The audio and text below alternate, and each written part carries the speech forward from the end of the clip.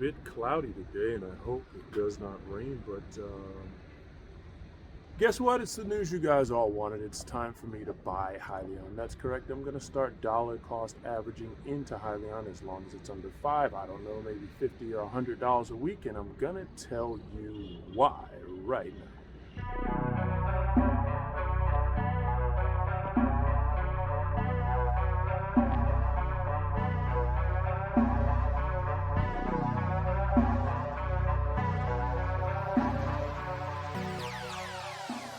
What's up, guys? It's Drive Mix Game. Wanted to talk a little bit about me buying Hyliion stock now. As you guys know, I have driven their Hybrid EX product, and I've been watching some new videos that have been coming out lately featuring Thomas Healy inside of the Peterbilt 579, and he's talking a lot about the software and the tech, and he said something that was the aha moment for me that made me think it's time for me to start getting into this stock. And I'll tell you exactly what that is in 1 second. But first, I wanted to share with you all that I've actually been a Hyliion shareholder for about 4 or 5 months now.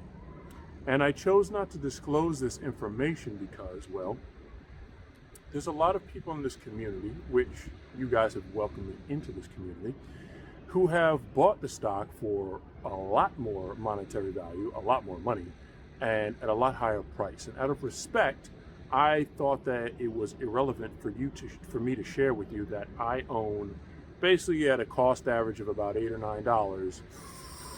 Ooh, I put in about $400. I made 2 purchases. I think one was at about $10.50, and I could post the actual numbers when I actually log into my account. And if I can get that information for you and block out my account number, I can show you guys. I bought once, I think, at $10.50, and I think I bought again at like $8. So I did not want to diminish anyone's large investment, retirement investment, by my $400 purchase. I hope that makes sense. But now I will invest in it a lot more seriously, and I'm going to tell you why right now. As I've been watching and driving Hyliion's products, and I've visited their facility, I realized something. I said, wow, you know, this is interesting technology. I took an interest to it right away. It's saving the earth. And I thought that, you know, this is the future. It's coming. But as I drove the Hybrid EX and I learned more about the Hypertruck ERX, I was thinking to myself, though, but is this really going to replace standard technology or standard fuel, which is diesel?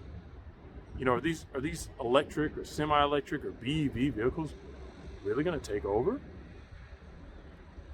I mean, it is a Peterbilt 579. Why not just drive a Peterbilt 579?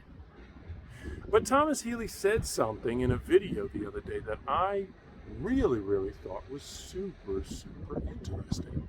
And it has a lot to do with California, and it has a lot to do with government regulations. And I will post the link to this video down below. And I think you guys will find it very interesting as well. At one point in this video, I think around 1 minute and 40 seconds. It's a little breezy, I'm sorry. Let me see if I can get you guys a little bit of a better shot here without the breeze. Well, this is going to be better, it's going to be worse. But at about 1 minute and 40 seconds, he said, 0 emission zones. And it immediately clicked for me. You see, trucking has been subject to government regulation ever since Jimmy Hoffa magically disappeared many decades ago. And it all came to me so clear as soon as he said that. You see, I believe her name is Elaine Chao. She's the former Secretary of Transportation. Is that correct, guys? Correct me if I'm wrong. I'm just a simple truck driver. Correct me if I'm wrong.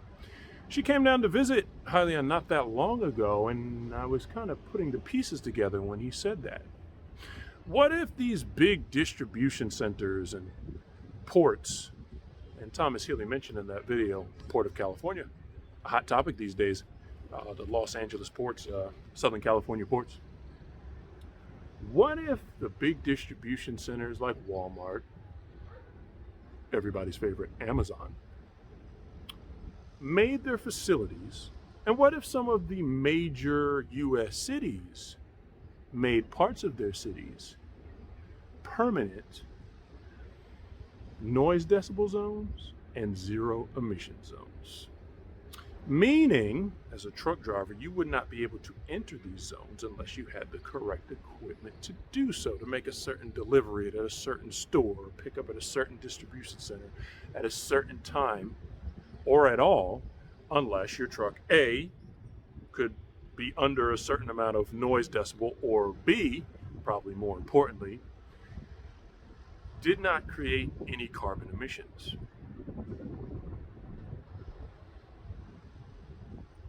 Now, that would make Hyliion's technology very, very, very much in demand, don't you think? I do. And I'm kind of putting the pieces together because, as you know, we've talked about many times in this video, the Peterbilt 579 is a beautiful truck, but Hyliion's a tech company. And I think a lot of people got confused. I know I did on their initial marketing rollout. Well, let's talk about me. I don't want to blame anybody else. I don't want to do that. Let's just talk about me. When I first saw the Hyliion trucks, it said Hyliion all over the outside of it, and I was like, well, it's a Peterbilt, it's a Freightliner. Why does it say Hyliion on it? Because when Eaton Fuller makes a transmission, or Goodyear puts the tires on the truck, they don't slap it all over the side of the truck with graphics, do they? No. So I think a lot of people, I think I got confused that Hyliion was saying, well, we make the trucks. I'm like, well, they're not making that truck, so what do they do? They're a tech company. And their tech is very, very in demand, especially if the government starts to mandate, or big corporations mandate, these zero emission zones. Forcing big trucking companies, forcing logistic companies to be compliant. That wouldn't be the first time that's happened in trucking, would it? It wouldn't be a first, would it? For all you truck drivers out there. How many times have we been forced into, via government mandates, following new sets of regulations?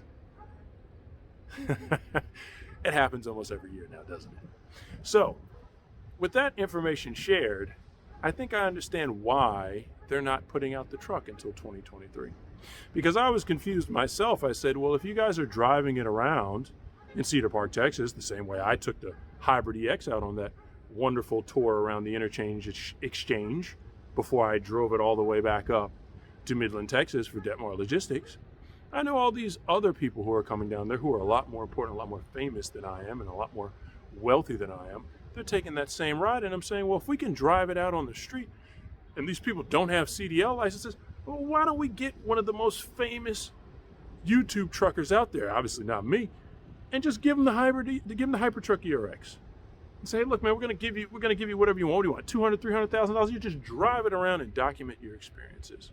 Why not? Why can't they do that? Why can't it pull freight? Why can't it be out on the road right now? Why can't they put it out on the road? And see, that threw me off. I was like, well, you guys have this truck. Everyone's coming down there loving it, driving it. Why can't you give it to a truck driver, hook a trailer up to it, and let them go make some money with it? And now I understand. I don't want to say inside information because I don't know if this is all factual, but I mean, you guys are smart guys and gals, or persons, right? So, does it sound like I'm making sense putting the pieces together? Because that's what it sounds like to me. It sounds like this zero emission zone mandate is coming down the pipeline very, very soon. And to me, that makes total sense. For truck drivers, it's been DOT physicals, med cards, FMCSA, clearinghouse, right?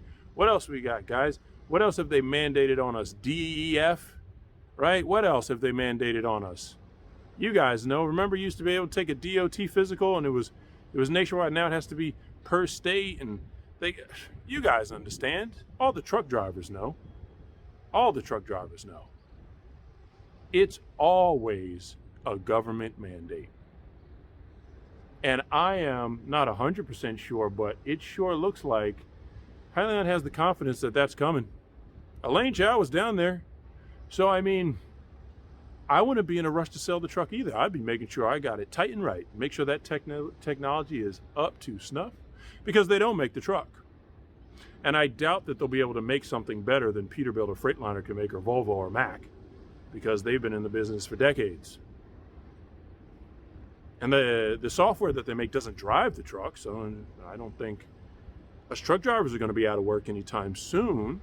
Our jobs will actually get easier because a lot of the work is now driver assisted. But what they do make is the regenerative braking software, the self-charging software, the 75-mile computer controlled EV mode, totally quiet. I think that's the product there, and that's why I'm going to start buying. I believe in their technology as a means to mandate that Class 8 vehicles become quieter and more emission friendly to our wonderful, lush green planet. Don't you agree? Those are my opinions and thoughts. Remember, I'm just a truck driver who makes videos on YouTube. And I do not have a lot of money. But I am happy, and I hope that you're all happy too. You guys let me know what you think in the comments down below. This is what I think, and I'm going to go back inside before the market closes because I'm going to start dollar cost averaging into Hyliion. That's right. And I'm going to pick up some more shares. And if you choose to do so, good for you. If you choose not to do so, good for you too. Life isn't all about money. Money doesn't make your heart beat, and it doesn't make your lungs work. Enjoy your life, guys. I'll see you soon in the next video. Drive makes game.